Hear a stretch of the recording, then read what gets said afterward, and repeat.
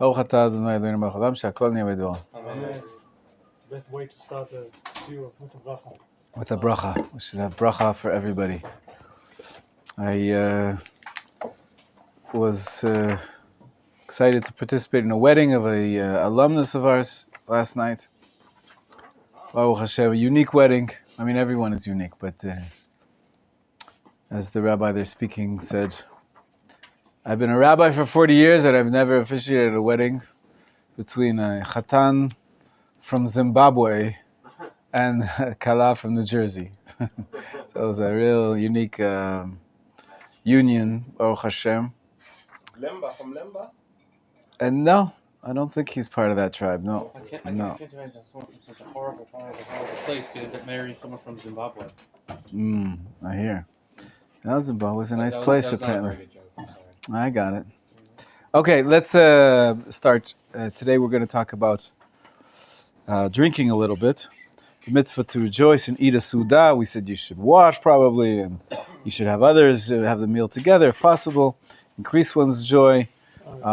In the daytime meal of Purim is what we're talking about. Page 354. Exactly. Page 354 in the Pnei Halacha Zmanim, chapter 16, section 10.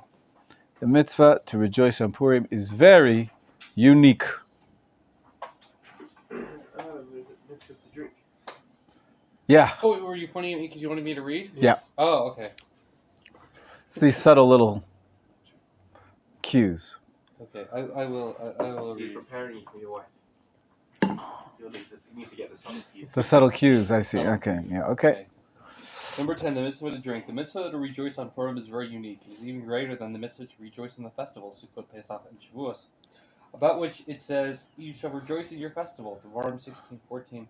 Since most people enjoy drinking, it is a mitzvah to drink wine on the festivals. However, there's no mitzvah to drink a lot. Shulchan Aruch 529, Good. 1-3. Regarding Purim, however, there is an explicit mitzvah to drink a lot. Moreover, the essence of Purim is that it should be days of feasting. Mishteh, literally drinking, and joy, Esther 9:22. Therefore, the sages said a person is obligated to get drunk on Purim until he does not know the difference between cursed is Haman and blessed is Mordechai. Okay, so that's Megillah quite a, on the face of it, a extreme definition.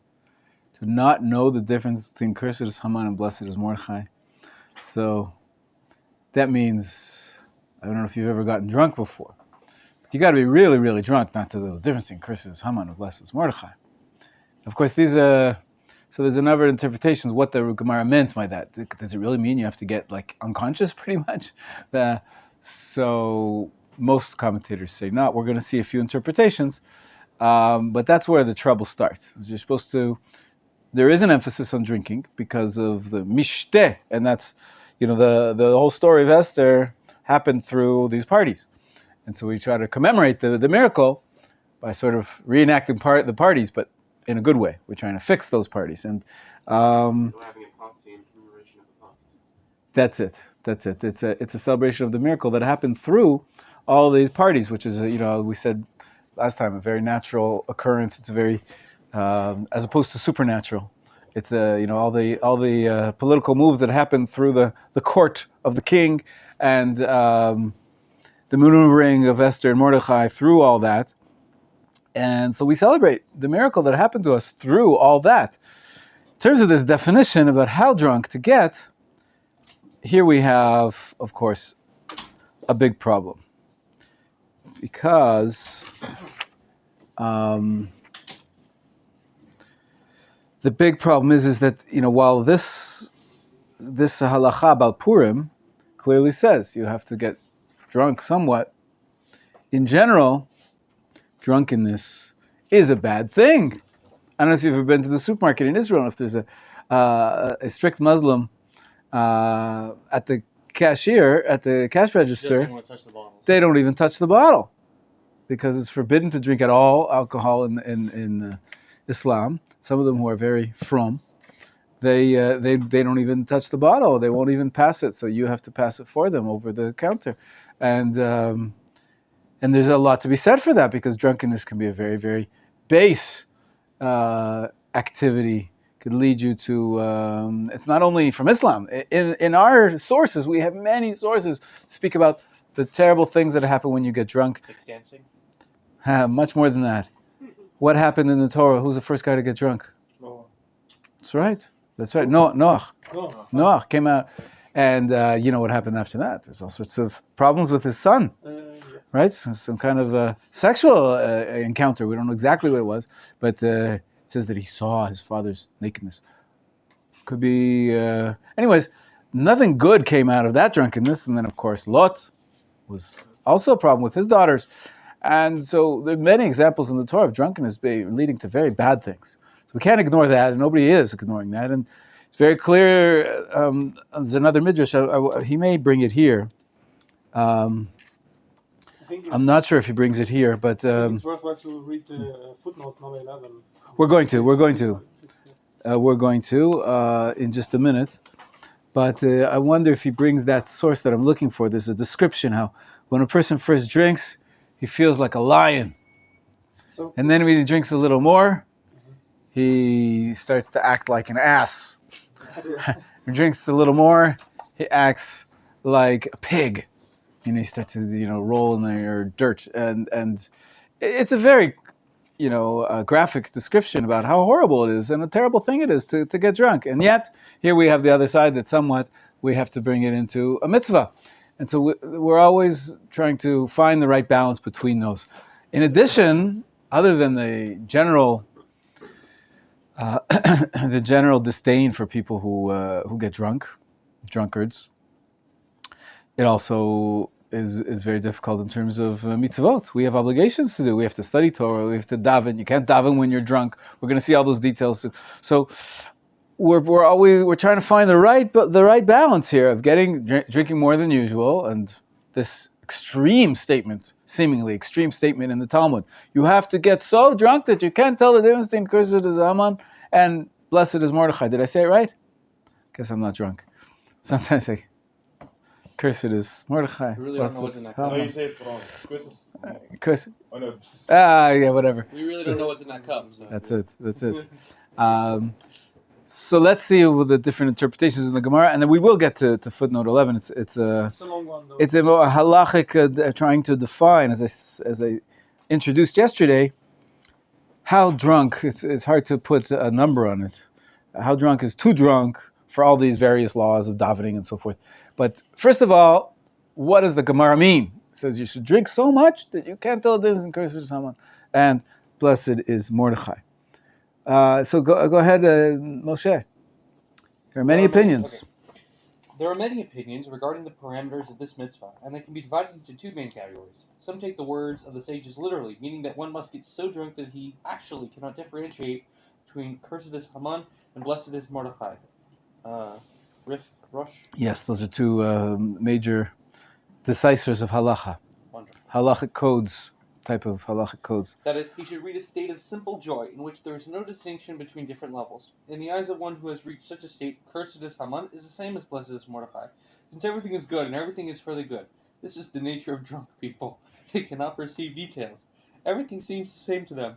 However, if one knows that he is liable to do prohibited or disgusting things while he is in a state of drunkenness, he must refrain from reaching such a state. Rather, he should drink heavily until he falls asleep as a result.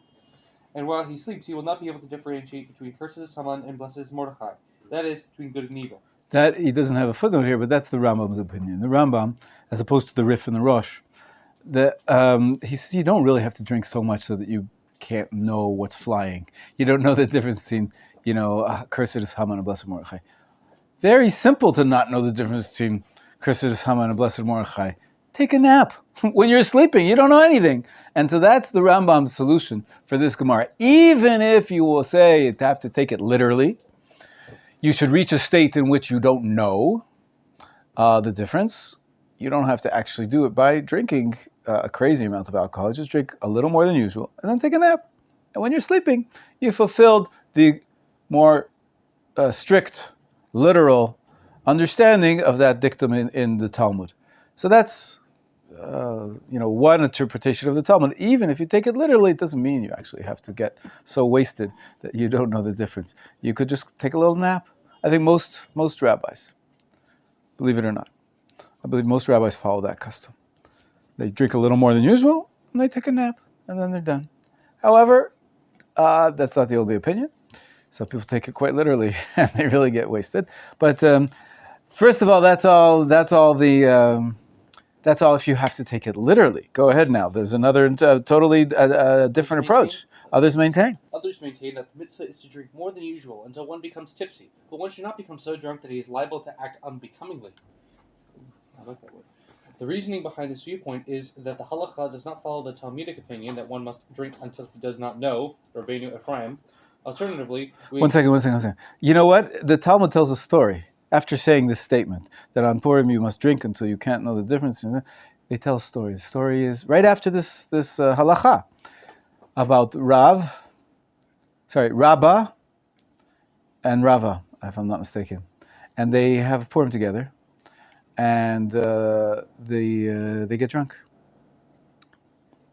And the Talmud says something very curious. It says that Rabba shachtei Rabbi Zera. You know what shochet means? It sounds like Rabba killed Rabbi Zera because he was so drunk that he killed him. And after Purim, he revived him from the dead. He prayed for him, and God made resurrection of the dead. Then the Talmud continues the story and says, the following year, Rabba invited Rabbi Zera to come over for the Purim Suda. And once again, he said, no thanks. Once was enough.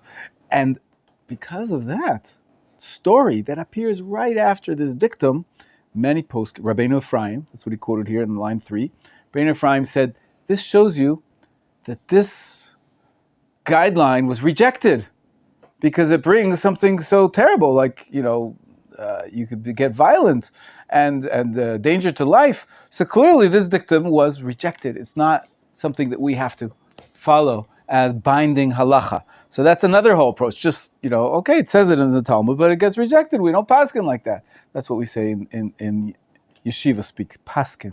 We don't decide the halacha according to that opinion. You don't have to do that at all. Okay, that's Rabbeinu Ephraim's opinion, because we don't have to get so drunk. Go ahead, Moshe. Alternatively, we accept that opinion, but we interpret it to mean that one should drink until he cannot pronounce his words properly. I can't even do that now. And when he has to repeat the phrase, cursed is Haman and blessed is Mordecai, several times he will occasionally stumble. I'll just add one thing. There is in our tradition liturgical poems. They're called piyutim. Many times people are familiar with them from Rosh Hashanah and Yom Kippur. On the Siddur, all of a sudden there's these songs. That's not part of the regular Amidah, but we add in all sorts of songs, and we sing them, or we recite them. So the most famous piyut for Purim ends up with the words Arur Haman and Baruch Mordechai. And so one interpretation of the Gemara is that when you're singing this song, this Purim song, and you might get mixed up and sing it the wrong way, maybe the tune is similar, that's what it means, which is, very easy to happen. Did you ever sing a song and mix up the words? That happens much, yeah. It's not that you can't know the difference. It means when you're singing this particular poem, you mix up your lines. That's already a little bit more manageable. That's just, a little bit drunk, a little bit, you stumble on your words, so that's the most logical interpretation, even if you want to take the Gemara and say it is the halacha, that you have to drink until you don't know the difference between cursed is Haman and Baruch is Mordechai. It doesn't mean that you don't intellectually understand the difference. How could you not know the difference between Haman and Mordechai? It means that you get a little bit, you make mistakes in your speech. I had a guest a number of years ago at my Purim Suda, and she wanted to see what would happen and how drunk I was going to get. And so she made, as a Purim gift, mishloach manot. She made gingerbread men. Do you know what gingerbread man is? Gingerbread man is like a cookie in the shape of a man. It's made out of, it has ginger in it. Okay, it's a famous. That's right. There's a story. There's one of the Grimm's fairy tales, if I'm not mistaken, about the gingerbread man. Anyway, so she made 2 gingerbread men, one representing Mordechai Posting off that story. and one representing Haman. And every few minutes she would like, show me, give me the gingerbread man, and see if I could take the difference. And then at one point, anyways, the end of the story is not important, but at one point I was just not having any of it. I threw them out the window. I threw them both out the window. You're still there. Anyways, but so yeah, not to know the difference in Haman and Mordechai, I think you have to find some interpretation, because literally it means pretty much you're unconscious. It's not. It's almost, and usually that leads you to be doing something unbecoming, which you're not allowed to do. So these are the different approaches. We'll just finish it off. Moshe, finish off the last paragraph here. In practice, each person must choose for himself the way that will best allow him to drink and rejoice for the sake of heaven. Since people's natures are different from one another, there are varying opinions as to how one should drink and rejoice. So he stays on the fence here. He sort of leaves it up to you. There is a range of opinions here, and if you know that you can handle your liquor, or if you know that you enjoy getting drunk, and you have a support system which makes sure that you don't go too far, and you know how to stop yourself before you get sick. No mitzvah to get sick. Nobody says that. Unfortunately, we see lots of people here, sometimes in the streets, people who are young and immature and they don't know how to drink, and they're throwing up, even in public, even on other people. This is no. It does happen in yeah. It happens during Yom Chol. No, I wouldn't say that, but I've seen it. anyways, there's no mitzvah to be sick. There's no mitzvah to but other people say, of course, I have to fill the Gemara. It says until I can't tell between Haman and Mordechai. And they keep going, because you can always tell the difference in Haman and Mordechai, and until they pass out, essentially, It happened to me once. First time, I never got drunk, and then I decided, okay, this Purim I'm going to do it, and I didn't know what I was doing, and whatever, I got sick. And I was out. My brother took care of me. It was nice, but anyway, since then I get drunk, but I don't go crazy. I don't get sick. Baruch Hashem, I've learned a lot. It's been a good few years now. But everybody should know themselves. Some people know themselves. If they drink a lot, they're going to start saying, Hashem, I love you, and they'll be all spiritual, and they'll be friendly. Some people know if they get drunk, they start to get violent, they start to act out, they start to get mean, and even maybe curse. This could happen. Sometimes, you know yourself better than anybody else. So if you're going to get drunk in that way, for sure don't get drunk, right? Only you get drunk if you can, A, handle it, and B, not hurt anybody else. And you have plenty of range of movement here according to the different interpretations of this Gemara. It says in the Shulchan Aruch, you're supposed to get drunk until you don't know the difference between, of course, there's Haman's Baruch Mordechai. But what that means, it can mean it's a metaphor. It can tell you stumble a little bit on your speech. It could be that we don't even have to fulfill this law that's brought in. Some of the poskim say, we see from that story that it's not binding. And the bottom line is you're drinking as a mitzvah, to rejoice for the sake of heaven. So make your own decision. And sometimes you have people, unfortunately, forcing drink on you. Or drink more. People think it's a mitzvah to get other people drunk. No mitzvah that. No mitzvah that. Everybody has to know themselves. You either want to drink or you don't want to drink. You decide for yourself. Let him decide for himself. So people think it's a joke. It's fun. Ha ha ha. Let's get him drunk and then really see. And then that's not a mitzvah. That's a sin.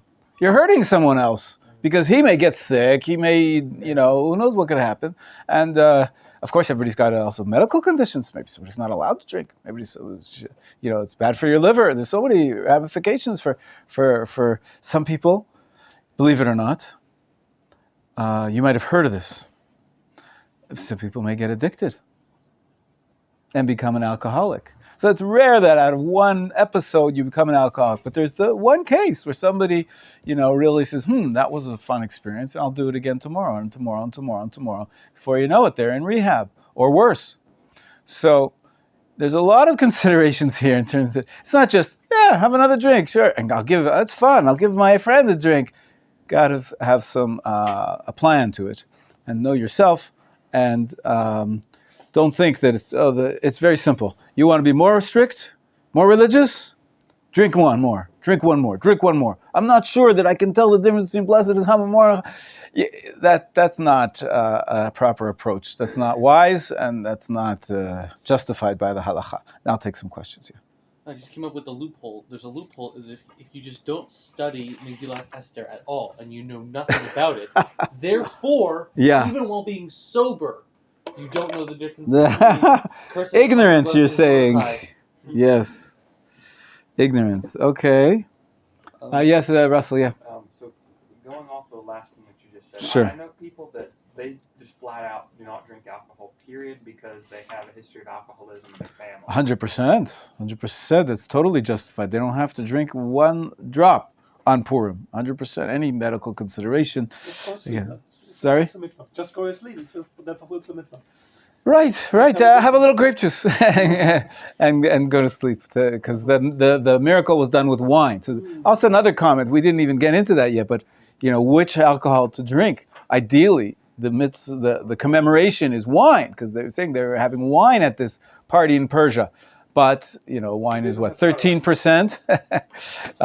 If you want to really speed it up, you go with whiskey and you got 40%, or you go with arak and you get 50%, or ouzo, and all these. There's lots of different drinks, but really the best, according to our customs, is to drink wine. The wine is the best commemorative of the. But really, in the end of the day, anything goes. It's not absolutely. It's not like you're making kiddush. I was once at a house, a few times at a house where the man got up and made kiddush. It was a Purim kiddush, meaning full of jokes. He spoke about Shabbat and Yom Tov and Yom Kippur, and he put in all sorts of jokes about how God divides between the seas and the land and the fish, and it was. I don't know if he was drunk or pretending to be drunk, but it was a joke. But which is fine. It's all fine. All in good fun. Careful with the name of God. Obviously he didn't say the name of God, but there's no kiddush on Purim, so you can really drink anything you want. Yeah, another question, Yossi. One question is on Purim. A bunch of my friends, what we would do is give each other tongue twisters to see how capable they are. It's so funny to watch. Yeah. Some of them who are drunk and they think they've said it, they'll go to the next person and they'll try and test them on it. It's funny to watch them try and test it wrong. Yeah. Sure. You get to properly see who's hit that limit. Definitely. Okay, there is, before we continue, there's some more laws, but I want to go to section 12. Before we get into the details, more of the details of the laws, what's the meaning of this? Why should we? Section 12, page 359. David, will you take over? Yeah, right. It is reasonable to ask, both in Tanakh and rabbinic literature, it is made clear that drunkenness is disgraceful and liable to bring one to sin. Why then are we commanded to get drunk on Purim? The reason is that all the miracles that God performed for the Jewish people on Purim happened through wine. Vashti was removed from her reign at the wine feast, and Esther then took her place. Haman's demise occurred at the wine feast as well. We must therefore conclude that although drunkenness is generally disgraceful, parties in the Megillah, we'll say that Yain 10 and another Yud is another 10, and then Nun comes in, Nichnas Yain, Yatsa, what comes out? If you look at Samach is 60, and then you've got another 6 and 4, it's also 70. So it means secrets. So you put in wine, you get out the secrets. In other words, sometimes, again, this is on the side where we're trying to understand the meaning of this custom to drink on Purim. We're saying maybe you can reach a level even beyond your understanding. You're worshiping God not only with your intellect. Sometimes we find that we put on ourselves fetters and we hold ourselves back. Many times we don't really say what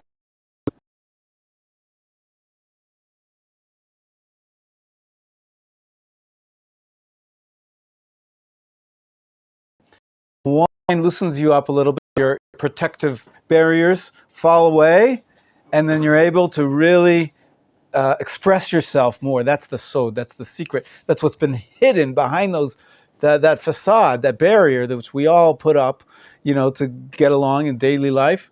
And you're worshiping God from the inside more, right? With the secret, sometimes it could be even more real than you are when you're not drunk.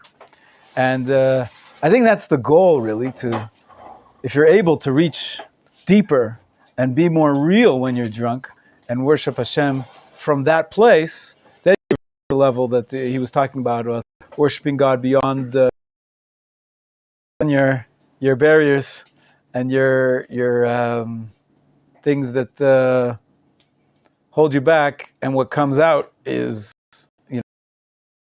is up by all means. That's your mitzvah, as he was saying. It's your mitzvah to control beautiful ideas, beautiful expressions of love, which you wouldn't necessarily say. Sometimes we have, going back to yesterday's class, sometimes it's very hard for people to say, I love you. Because it's very open, it's very emotional, and we're afraid, how's it going to be received? Or, sometimes you could be conceived of as too emotional, and you're not a man enough. And when you drink a little, so then all those fears can go in the wash. And you can say, I love you. You can say, I love you more. Which is a good thing. We want to be loving to each other. So that's the idea of drinking. Again, putting it into practice, you have to be very careful. I like that he gives some little tips about waiting 20 minutes for it to take effect. Don't think that it's not working, and don't just drink more, because then you lose it. Okay, so far so good. There's a few more halachot that I want to cover. This, yeah. So that footnote 11. I'm coming back to there in a minute. I am coming back to there in a minute. I'm very aware of that. No, we're going to need it for section 14. The question is, should we do 13 or just skip straight to 14? I think we should skip straight. 13 is when to have the meal. Most do it in the afternoon, after you daven mincha, because in the morning you're busy doing mishloach manot, hearing Megillah, going matanat levyanim, and and then for lunch, basically.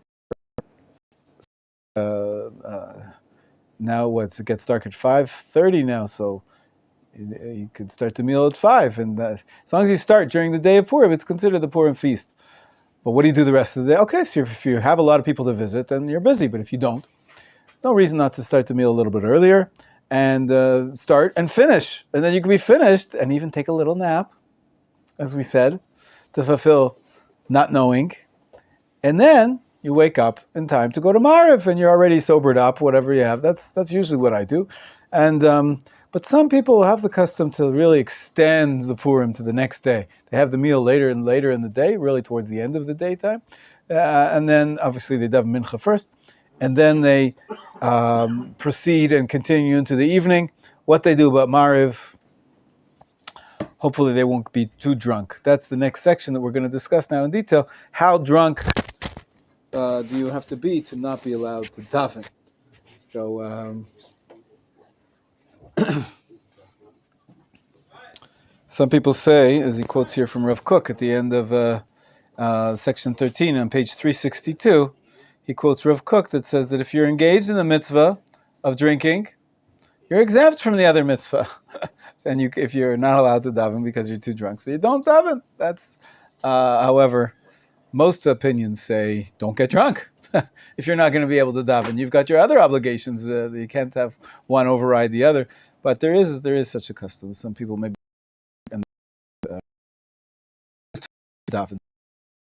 The question, so we're going to be in 14. And before that, though, let's read footnote 11, where he has the basic definitions. As we mentioned the other day, we don't have a breathalyzer test of the amount of alcohol in your blood. We do our best. The sages gave 3 definitions of 3 levels of drunkenness. So we're on page 355 now. 355, beneath the line in footnote 11. Okay. Thomas, will you read for us? There are 3 levels of intoxication: tipsy, drunk, and drunk as lot. And tipsy person is one who drinks but is still capable of standing respectfully before a king. Not to recite Amidah, the effects of the wine dissipate.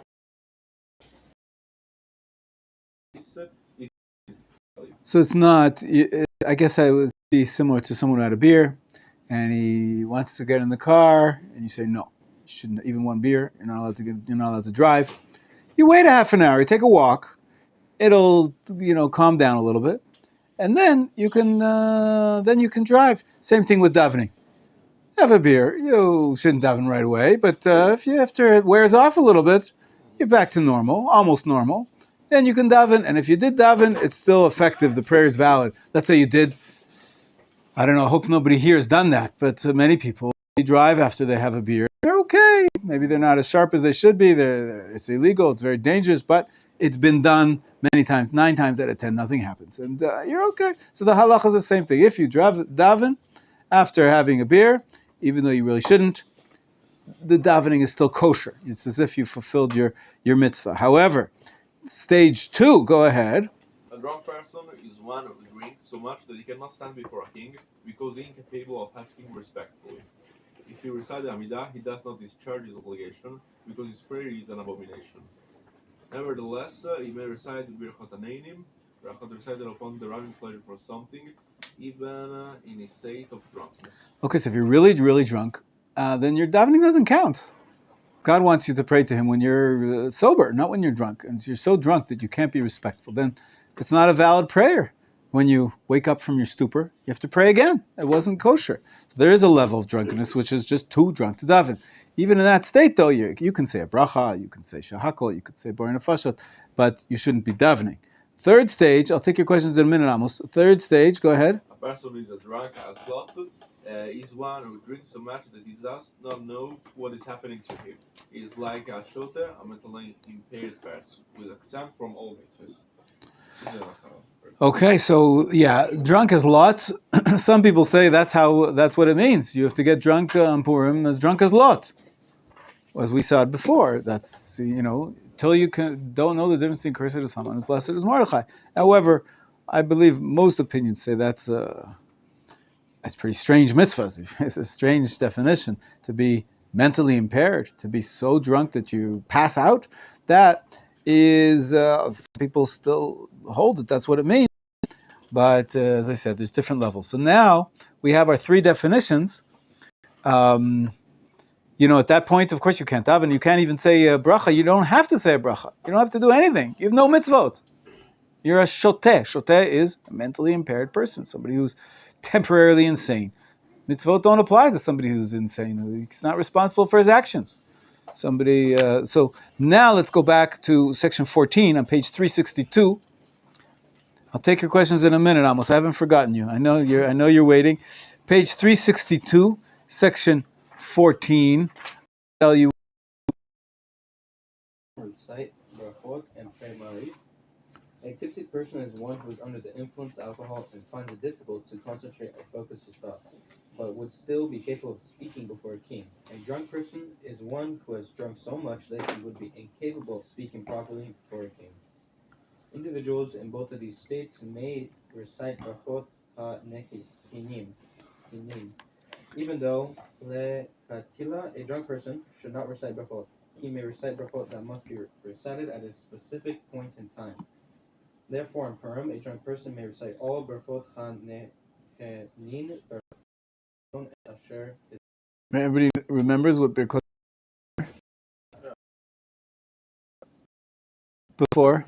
The food and Food, drink, right? No, blessings before. It was before food, and but he says also Birkat Hamazon, so also you could do. But the lehenot is to enjoy, blessings of enjoyment. So blessings before you derive any benefit, like before you eat and drink. You're allowed to say all those blessings, even if you're tipsy or drunk. However, the law. Go ahead. The the law. law regarding prayer is more stringent. One who is tipsy or drunk after finishing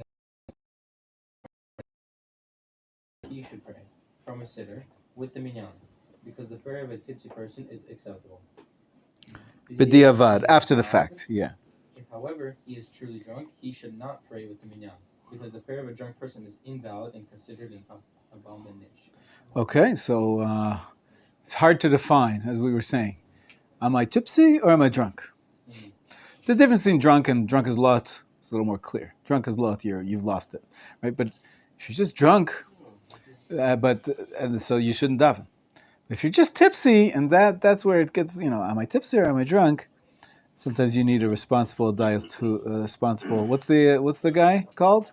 Designated driver. Designated driver. You need a designated driver to be the responsible. Tell you, you can daven. You, nah. Wait a little bit. Yeah. I'll take some questions. Yes, Amos, go ahead. Yeah, that was actually my question. My question is if those rules are for whole year, not just For the whole year. For the whole year. Yeah. Mm-hmm. What if the question is like let's say you have someone who's drunk. He can stand up. He can talk. He's not drunk as lot, but he might have had a little bit too much to daven. But we need him for a minyan. So if he were to sit with us it's and fine. read through the Siddur quietly, does he count for the minyan? Yes, he does. He does. Even if he's drunk? Yes. There's a few more laws here. Let's keep reading. Micha, will you read a little bit on page 363? If one feels very tired. If one feels very tired and there is concern that he will fall asleep and miss praying entirely if he does not pray immediately, the law is as follows. One who is merely tipsy should recite the entire prayer, but one who is drunk should read the Shema without its accompanying berachot and skip the Amidah. This way he at least discharges his Torah obligation to read the Shema. Furthermore, even if he is overcome by sleep before he managed to pray, he is not viewed as having sinned, because he became drunk for the sake of heaven. And one who is engaged in performing a mitzvah is exempt from performing another mitzvah. In such a case, he should make up the prayer he missed the next morning by reciting an additional Amidah prayer after the Amidah for Shacharit. It seems that if one is unsure whether he is considered tipsy or drunk, he may be lenient on Purim and recite the Amidah, since on Purim even the king accepts the drunkards with good spirits, because that is the mitzvah of the day. I remember I was at a Purim party with a meal with some rabbis that were rabbis, older than me, and we were having a good time. And they said, it's time for mincha. So one of them, starts to daven, and the other rabbi was very angry at him. He says, "You can't daven. You're too drunk." And he tried to stop him, and he wouldn't listen. He kept on davening. What could he do? He shook his head. He didn't think. So it's hard to know exactly what the borderline is between tipsy and drunk. And on Purim, sometimes the borders get a little blurred. But excuse me. Okay, so these are the laws of drinking on Purim. Questions? both they are the same day? Not at all. Not at all. It's either or. Excuse me. The next chapter we're going to learn is about exactly how you get to find. Should you be doing Purim on the 14th or on the 15th? But usually you live in one place. So if you live in a city that celebrates Purim on the 14th, excuse me. Might be catching a cold. Then you do it on the 14th. When it's on the 15th, then it's 15th. Purim is on Friday. This So Thursday night. in Jerusalem. Yeah, it starts Thursday night and ends Friday night. Right. So look at section 15. Very important this year for Jerusalemites. Okay, Reuven, will you read for us, please? Sure. Scheduling Yehuda when Purim is on Friday. When Purim falls out on Friday, it is customary, l'katchila, Which means, the meal. ideally, l'chatchila. You guys should know these words. L'chatchila and b'diavad, which is in the first place, the ideal way, and b'diavad is after the fact. You have it in the glossary at the back. That's right, David. Okay, go ahead. L'chatchila, yeah. L'katchila, to begin the meal before the afternoon in honor of Shabbat. One who is not able to begin the meal before the afternoon should try to begin the meal at least 3 hours before Shkia. Which is sunset. B'diavad, however, Which means after the fact or not in the ideal circumstances. one may begin eating any time before Shkia. Either way, if one begins the meal close to Shabbat, he should try to limit what he eats in order to eat the Friday night meal with a good appetite. Okay, so the standard halacha is that even though on most Purim days you start the Suda in the afternoon, you're busy in the morning, with the Mishloach Manot and the Megillah and doing whatever you need, maybe learning some Torah before you get drunk. And so usually the Suda is in the afternoon. As I said before, on Friday, you can't afternoon. Some eat it all on Friday afternoon. Definitely not supposed to have a meal with bread because you're supposed to be saving yourself to have an appetite for Friday night meal, for the Shabbat. You don't want to hurt the Shabbat enjoyment. And so the best solution, the standard solution is have the meal in the morning. Things are a little tight. It's a little quick. You can't, you have to cram everything in. But you should be having the Suda in the morning before noon. And then you don't have any problems. You can finish everything up and then get ready for Shabbat. However, this is fascinating. A lot of Hasidim like this. It has Gemara. What is a mapa? Tablecloth, that's right. There's a story in the Gemara. These people were having their Su'udah, they're having their meal. It wasn't even Purim, they were having a meal. And then the sun came down. I don't know exactly why they were having such a meal on Friday afternoon. And what they did is they put a tablecloth on top of the food. They covered up the meal, made kiddush, because it's Shabbat now, then take off the tablecloth and continue the meal. So we have a meal bridging the 2 days. And this is, as I said, a very ancient incident. And people try to do this fancy, it's very difficult because you say kiddush, but what about Maariv? What about Kabbalat Shabbat? What about getting dressed? Well, you're already dressed maybe for Purim, but drunk, it's Shabbat, it's very strange. Of course, the women have to. All of this, balagan of the Purim Suda, some people do this on purpose. They say, this is our tradition. Sorry. You're already exempt from that. If you're drunk enough, you're exempt. That's right. Some people go that way. Let's see what he says. Alternatively, go ahead, Reuven. Alternatively, there is a custom to combine the Purim meal with the first Shabbat meal on Friday night. Some great Torah authorities follow this custom, while others recommend doing so only b'diavad. In order to follow this custom, one must pray mincha and then begin the meal while it is still Purim. Then, around a half hour before Shkia, one should accept Shabbat by lighting the Shabbat candles, place a covering over the bread, and recite Kiddush over wine. Since one has already recited the bracha over wine, hagefen, during Purim meal, one should omit the bracha in Kiddush. After Kiddush, one continues the meal, making sure to eat kevetza of bread. It's a size of an egg of bread, yeah. Or at least a kezayit. Size of an olive.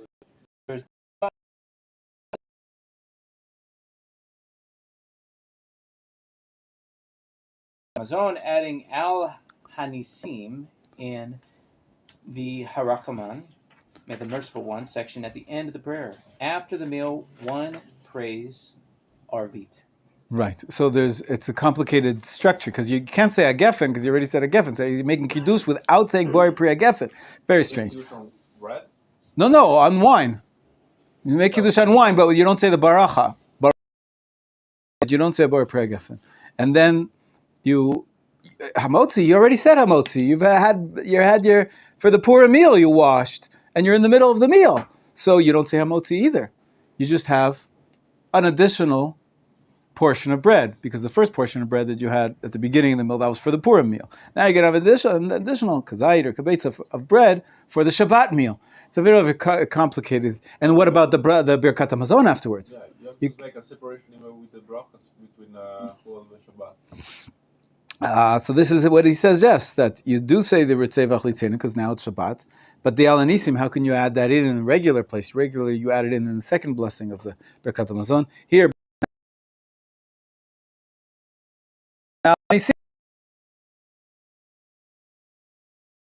have your Purim Suda in the morning. Some people who just, their Fridays are so busy, and especially Purim is so busy, they just can't do it. And they're allowed to do this fancy footwork and do the Pores Mapa Umekadesh. That's what it's called in Hebrew. So this year, when you're invited over to someone's house for Purim Suda, pay attention. Are they inviting you for this kind or that kind?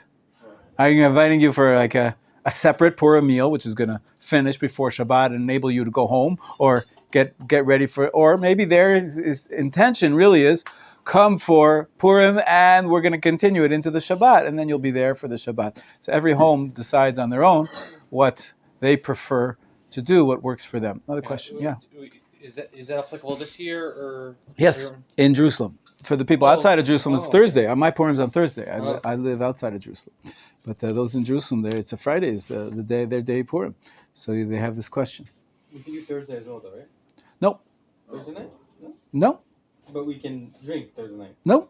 No. No. The mitzvahs of Purim, 4 mitzvahs of Purim must be done on your Purim. If you're a Jerusalemite, you have to do them on Friday this year. Of course, part of the 4 mitzvot that are done in the day. Remember the 4 mems? What are they? Megillah, Mishloach Manot, Matanot Levinim, and Mishteh.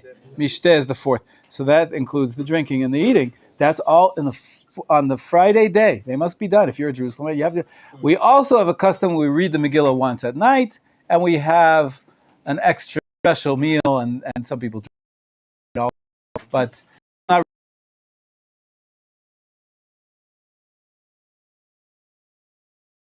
not on the 15th. And if you're outside of Jerusalem, you have to do it on the 14th. Yeah. So like if you say you are in Beersheba the day before, you can do it, and then next day you go back to Jerusalem. That's the next chapter. That next week we're going to talk about what if you travel. How do you get defined? Some people want to say, I want to have 2 days of Purim. I'll do it on the 14th in Beersheba, and then I'll go to Jerusalem. I'll do it on the 15th. If you really want to, remember you have to hear the Megillah 4 times. The question, Yossi, yeah. People such as us who, we're living in yeshiva now, studying, what do we do? Like I come from England, so I'm living here now. You're here. To our homes. Yeah. Yes. Here, yes. there. Yes. All here. Yeah. Okay, so I only keep it on Friday. Correct. I got 1 foot Correct. in Jerusalem and 1 foot out of Jerusalem. There was a student in the Talmud. His name was Rabbi Yirmiyah, and he was famous for these type of questions. And he was thrown out of the yeshiva At one point. But listen, they can be useful, these types of questions, and they can be just silly. But we're going to learn about the for the 4 words. Start with a mem. Megillah, Tanot Levyanim, and Mishteh. That would be here Gabbai Tzedakah in the yeshiva? Of course. Okay. Absolutely, yeah, for sure. Yeah, Amos, yeah. I have a question, and maybe it was already said, but it's possible that it will be Purim on Shabbat, and what will we do on Shabbat then? It's complicated. It does happen, and it's quite complicated. And there's something called a 3-day Purim. Because sometimes you do some aspect of Purim on the day before. On Shabbat. That's when the Shabbat, or no, on a Sunday. Excuse me. But there's another chapter on this somewhere, or I don't know where he discusses it. Maybe in the next chapter. Yes. Out there, her split. Like Friday, you have Matanos Levionim and Mishloch Manot, and then on Sunday you have.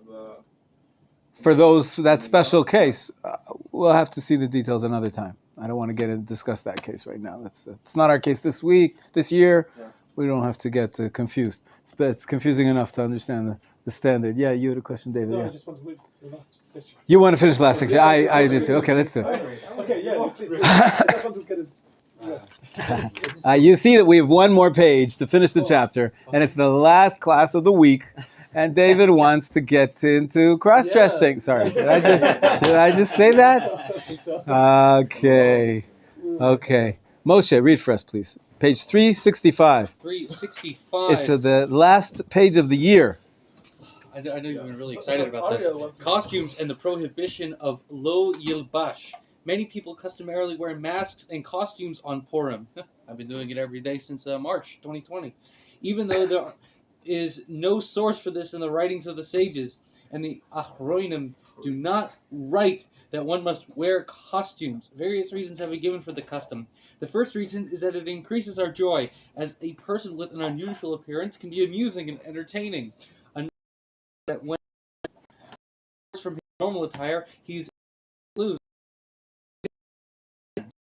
Another reason is that having different modes of dress causes disunity amongst the Jewish people, and changing our external appearances on Purim breaks down the barriers between us and increases unity. Another reason is that by wearing costumes, we become aware of the degree to which we are influenced by external elements, and as a result, we can focus more on the internal elements that are revealed on Purim. Finally, costumes allude to the fact that even when the Jews look like Gentiles on the outside, they remain Jews deep down, as the Purim story is made clear. Mahari Mintz writes that did I pronounce that right? Yes, correct. Okay. Mm-hmm. The custom in the homes of great and pious individuals in Germany was to dress up on Purim. Men even wore women's clothing, and women wore men's clothing. Responsa 16. He comments that one should not think poorly of them, since there is certainly no concern that this is prohibited. After all, the prohibition of lo yilbash, the prohibition against cross-dressing, refers only wearing to clothing of the opposite gender for purposes of adultery and licentiousness. That's correct. However, when this is done for the sake of rejoicing, it is not prohibited.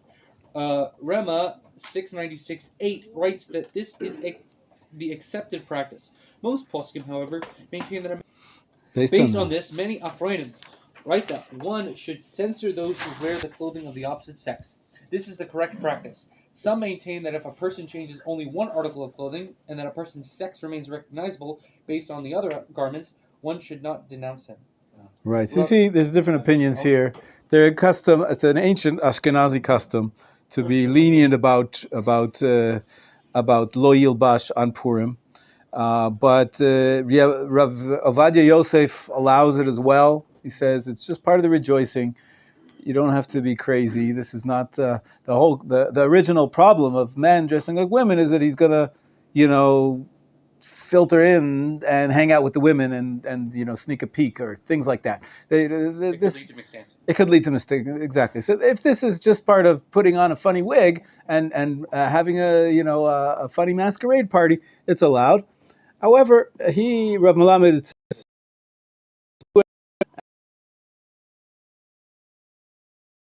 transgender and erasing of the boundaries between the genders.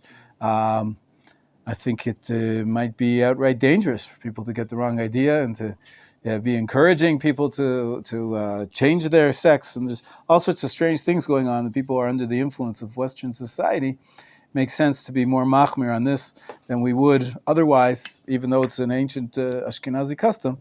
You have who to rely on, but usually, because it's this debate, there's plenty of other costumes. Superman, Fireman, Spider-Man. It's all good. You don't have to dress up like a woman. In a similar note, I saw this costume in a store the other day, and the store put stickers over the picture No. to cover her elbows and. Okay, tzniut is always important. Yeah. Tzniut of the costume. Okay. What else? What else? Any other questions? Comments? Yes, Amos. Is it probably the same rule will be for painting on the body something? That's allowed. You're allowed. Oh yeah, you could.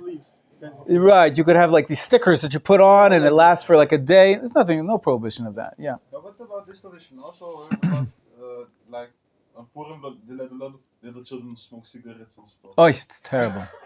It's terrible. In the Terrible. radio facilities. Some places, you know,